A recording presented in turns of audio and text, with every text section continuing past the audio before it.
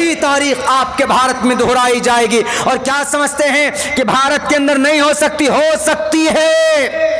आपको पता नहीं है, अभी आपकी एक मस्जिद आपसे लूटी गई है। मथुरा के अंदर 6 दिसंबर को वही तारीख दोहराई जाने वाली है जो अयोध्या के अंदर जो तारीख दोहराई गई।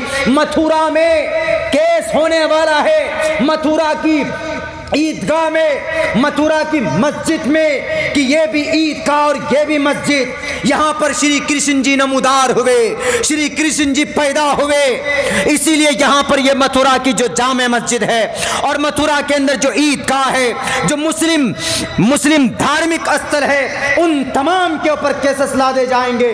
5 साल तक केस चलेगा, 10 साल तक केस चलेगा और बिलाखिर फैसला उनके हक में होगा। बाबरी मस्जिद के फेवर में सारे सबूत थे कि नहीं थे, लेकिन फिर भी बिक कर वो जज साहब ने, वो राज्यसभा के सीट की लालच में उन्होंने भारत के संविधान को, भारत की जुडिशरी की परवाह न करते हुए अपनी मुस्तकबिल की जिंदगी को देखकर रिटायर होने वाले थे वो हमारे जज साहब। लेकिन देखा कि फैसला दे दो, भले ही बाबरी मस्जिद की फेवर में सारे प्रूफ थे, सब चीज था, सारी चीजें थी, मौजूद थी, लेकिन नहीं, चूंकि एक षड्यंत्र है, बातिल ताकत कुर्सी पर बैठे हुए। चले जाइए तो डीएम उनके मिजाज का, एसपी उनके मिजाज का, ब्लॉक में बीडीओ उनके मिजाज का है, सीओ उनके मिजाज का है और डीओ उनका मिजाज का है, डीपीओ उनके मिजाज का है। मेरे भाइयों, फिर कहां से होगा? हम तो कम से कम स्ट्रांग बने अपने मदरसों को लेकर, अपने बच्चों को पढ़ाकर, ताकि हमारा बच्चा बेहतर वकील बन सके, किसी भी बातिल ताकत को हम कोर्ट में चैलेंज कर सके, हमारा बच्चा जस्टिस बन सके, हमारा बच्चा जज बन सके, हमारा बच्चा बेहतरीन बैरिस्टर बन सके, सिविल सर्विसेज में जाए। आप अगर ये सोचते हो कि नहीं जी भारत में ऐसा कुछ नहीं होगा, 850 साल हुकूमत की थी उंदुलुस में, लेकिन उंदुलुस की एक बड़ी मस्जिद है, कौन सी मस्जिद? कुर्तबा। जब वहाँ इसी तरीके से उलमा से आवाम कट गए ना, ए मौलाना साहब को तो कुछ काम नहीं मिलता है जी, छोड़ो, मौलाना साहब हमेशा जलसे करते रहते, चंदा चंदा चंदा चंदा करते हैं, तो मजबूर हो गए उलमा से कट गए आवाम, मुखिया जी कट गए, सरपंच साहब कट गए, मेंबर साहब कट गए, एमएलए साहब कट गए, सारे कट गए। उन्होंने सोचा कि हम लोग मुखिया जी, हम लोग मेंबर साहब, हम लोग एमएलए एमपी, ये मौलाना लोग अलग है, उनको वो क्या बोलते हैं, कीड़ा समझने लगे, कीड़े मकोड़े, ये टोपी और दाढ़ी वाले कीड़े मकोड़े। जब तक निकाह नहीं पढ़ाएगा ना एक टोपी वाला, तो अपनी बीवी को छू भी नहीं पाओगे। और निकाह कौन पढ़ाएगा? उलमा ही पढ़ाएंगे, वही पढ़ाएंगे। हर जगह तो वो वाला मामला नहीं होगा ना, जब मियाँ बीबी राजी तो क्या करे काजी, हर जगह वो मामला नहीं होगा, एक सिस्टम है। तो वहाँ ऐसे ही हुआ, ईसाई आए, ईसाई ने आकर एग्रीमेंट किया वहाँ पर उंदुलुस में। क्या एग्रीमेंट किया? कि हम आपको नमाज की आज़ादी देंगे, हम आपके मदरसे को ताउन करेंगे, हम आपके मदरसों को फंडिंग करेंगे, लेकिन यहाँ की हुकूमत हमारे हाथ में दे दो। जो वहाँ पर बड़े बड़े सरमायादार थे, जो मुसलमानों के बड़े बड़े अजीम लीडर थे, वो उनके हाथों पर एतमाद करके एग्रीमेंट कर लिया। आहिस्ते आहिस्ते क्रिश्चियन जब मजबूत हुए तो क्रिश्चियनों ने आहिस्ते आहिस्ते क्या किया, नमाज में पाबंदी लगा दी कि नमाज नहीं पढ़ सकते, नमाज पढ़ोगे तो 5 वक्त की नमाज मत पढ़ोगे, नहीं पढ़ोगे 3 वक्त की पढ़ोगे, और तुम्हारा मदरसा जो 3 टाइम चलता है, तुम्हारा मदरसा 1 टाइम चलेगा। जब वहाँ पर शिकंजा कसना शुरू किया, आहिस्ते आहिस्ते 3 वक्त की भी नमाज 2 वक्त में, 2 वक्त की नमाज 1 वक्त में, 1 वक्त की नमाज के बाद नमाज पर बिल्कुल पाबंदी। बुखारा समरकंद की भी यही तारीख है। उसके बाद जो भी नमाज पढ़ता उसको कत्ल कर दिया जाता। आहिस्ते आहिस्ते ऐसा हुआ, वहाँ पर हलाकू खान आए, चंगेज खान का पोता हलाकू खान, हलाक करता इंसानों की खोपड़ी से अपनी कुर्सी बनाने वाला वो हलाकू खान आया और पूरे इंदुलुस की ईंट से ईंट बजा दी। हर घर में हाफिज कुरान है, हर घर में आलिम दीन है, लेकिन एक वक्त ऐसा आया कि जब अवाम से उलमा उलमा से अवाम कट गए, अलग हो गए। ए मौलाना साहब को तो यही काम है, कुछ नहीं मिलता है, चंदा करते हैं, रसीद लेके आ जाते हैं, मदरसे की बात करते हैं, जलसे की बात करते हैं, जलसे में चंदे की बात करते हैं, यही कॉन्सेप्ट आया। तो आहिस्ते आहिस्ते जब हट गए, कम्युनिज्म आए, और वो कम्युनिज्म वो जितने भी क्रिश्चियंस थे, उनके एम्पायर थे, आकर के ये मुआहदा किया, बिलाखिर नमाज पर पाबंदी, मदरसे में ताले लग गए। होता क्या है, गाजर मूली के तरह काट दिए जाते। कुछ मुसलमान दाढ़ी काट कर, टोपी हटाकर छुपके नमाज पढ़ते थे घरों में। अपने इंटेलिजेंस को भेजा उन ईसाइयों ने, जाकर कहा कि देखो किस घर में मुसलमान पकड़ पकड़ कर उनको मारते थे, पकड़ पकड़ कर जिंदा जलाते थे, ताकि दूसरा मुसलमान देखकर अपने घर में छुपकर नमाज न पढ़ सके। कौन सा अंदलुस? 850 साल तक वो अंदलुस मुसलमानों की हुकूमत थी, जहां पर कुरान पढ़ने वाला हर घर में मौजूद था, हर घर में आलिम दीन मौजूद थे। वहां की तारीख है, मैं झूठ नहीं बोलता।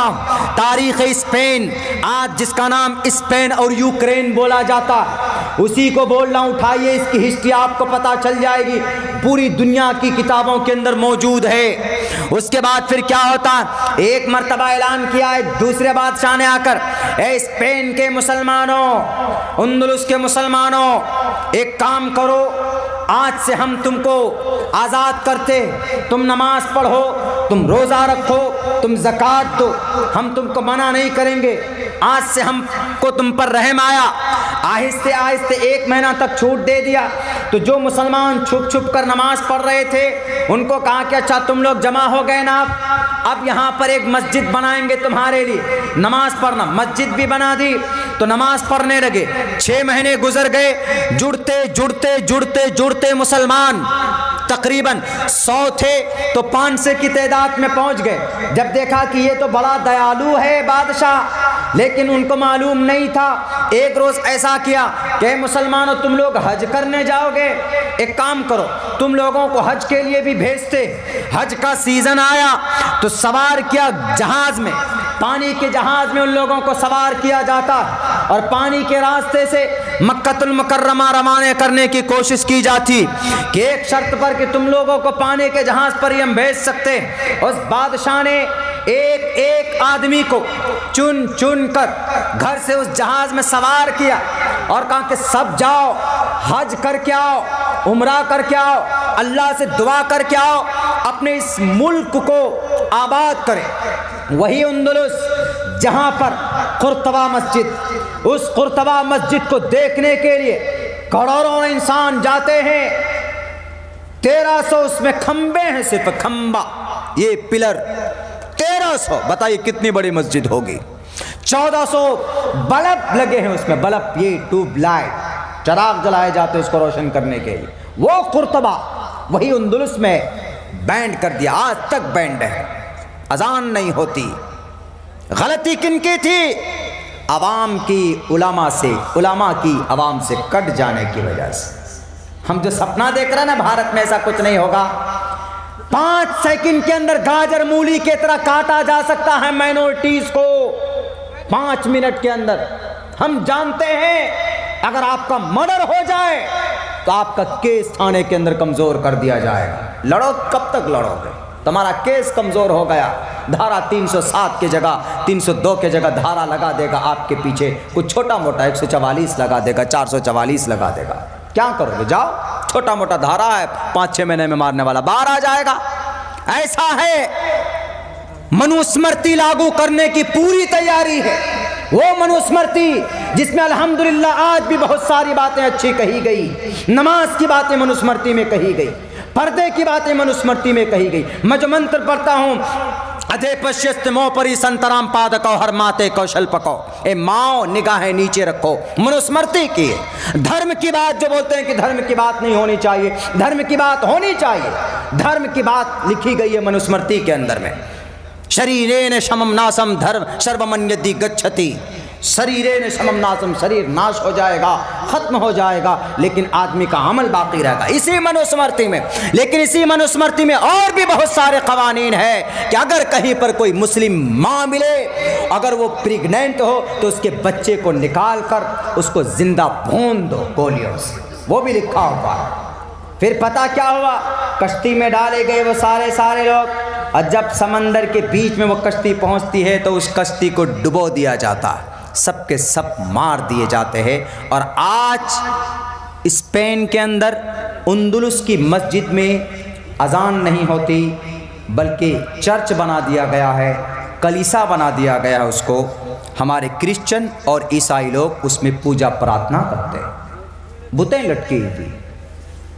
और हम सोच रहे कि नहीं मौलाना साहब, हम तो अल्हम्दुलिल्लाह सीमांचल में, आपका ये एरिया ब्लैक लिस्टेड है, ब्लैक लिस्टेड गवर्नमेंट की निगाह में, मतलब यहाँ तरक्की का कोई काम गवर्नमेंट की तरफ से नहीं होगा। क्यों नहीं होगा?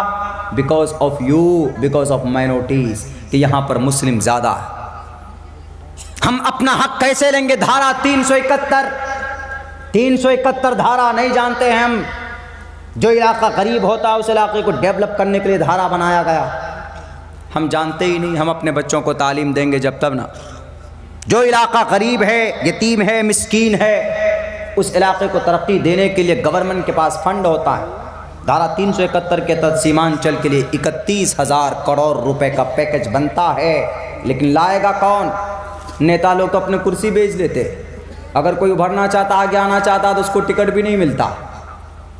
करोड़ों रुपए लेकर के नेता को कुर्सियों पर बैठाया जाता है, तो पहले अपना पेट भरेगा कि वो पहले आपकी लड़ाई लड़ेगा? राजनीति से कुछ नहीं हो सकता। इलाका बदल सकता है आपके बच्चों से। आपके बच्चे जो मुस्तकबिल में जा कर के एजुकेटेड बनेंगे, कोई ऑफिसर बनेंगे, प्रोफेसर बनेंगे, पदाधिकारी बनेंगे, वही आपके समाज को तब्दील कर सकता है। तो आज इस जलसे में अज़म करते हैं कि इंशाअल्लाह हम अपने बच्चों को तालीम देंगे। हाथ उठाइए, सब दोनों हाथ उठाइए। ठंडी लग रही होगी मैं जानता। नौजवानों, वो काम नहीं कीजिएगा रात वाला, hi hello I like you, I miss you, कुछ नहीं होगा उससे, ज़िंदगी तबाह होगी। इसलिए अच्छा काम कीजिए। अभी तक आपकी तालीम पूरी नहीं हुई तो तालीम पूरी कीजिए। देखिए, हमने तो तालीम के ऊपर भी ज़्यादा बात नहीं की, हमको इत्तिहाद पर भी बात करना था, उस पर तो बात ही नहीं हुई। 3-4 प्रोग्राम्स और हैं इलाके में ही, कटिहार के इलाके में। उसके बाद फिर बाहर निकलना है इंशाअल्लाह, वहाँ पर भी इत्तिहाद के ऊपर हम बात करेंगे। लेकिन ये बहुत ज़्यादा सुलगता हुआ और बहुत क्रिटिकल मसला है। हम कैसे अपने आप को इम्प्रूव करें, बस यही एक रास्ता है तालीम का। और नौजवानों, मैं आपको वास्ता देकर कहता हूँ अल्लाह का कि कुछ अच्छा करो कौम और समाज के लिए, तभी बेहतर होगा। आपका इदारा, इसकी मदद कीजिए, ताउन कीजिए। उलमा जुड़े हैं, मेहनत करते हैं, इनको सपोर्ट कीजिए। जलसा करते हैं तो सपोर्ट कीजिए, इनको भंग करने की कोशिश मत कीजिए। बहुत बहुत शुक्रिया, जज़ाकल्लाह। अस्सलामु अलैकुम व रहमतुल्लाहि व बरकातहू। अल्लाह।